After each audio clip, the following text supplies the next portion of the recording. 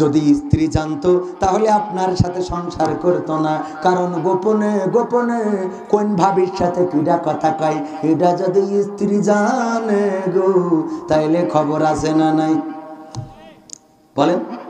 এমন গোপন অনেক অপরাধ আছে যে অপরাধ স্ত্রী জানলে আপনার সাথে সংসার করত না।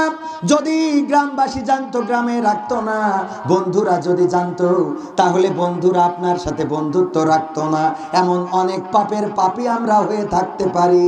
আজকের এই মাহফিলে আমরা যারা এসেছি বসেছি, আমার উস্তাদ আছেন, উনি দোয়া করবেন, আমরা এইখানে দোয়া করে যাব আল্লাহ যেন আমাদের জীবনের সকল গুনাহগুলো ক্ষমা করে দেন।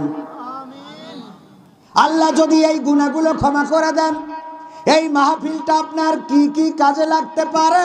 আজকের মাহফিলে যদি আপনি বসে আল্লাহর কাছ থেকে ক্ষমা চেয়ে নিয়ে যেতে পারেন, তাহলে আপনি একটা মাসুম বেগুনাহ হয়ে এখান থেকে বের হয়ে যাবেন। এটা আপনার জীবনের জন্য অনেক বড় সফলতা। বলেন সুবহানাল্লাহ। যদি আলেমদের মুখের কোন বয়ান শুনে, যদি আলেমদের মুখের কোন বয়ান শুনে আপনার কোন একটা বয়ান যদি কাজে লেগে যায়, হয়ে যেতে পারে সেই বয়ানটা আপনার নাজাতের ওসিলা। বলেন সুবহানাল্লাহ।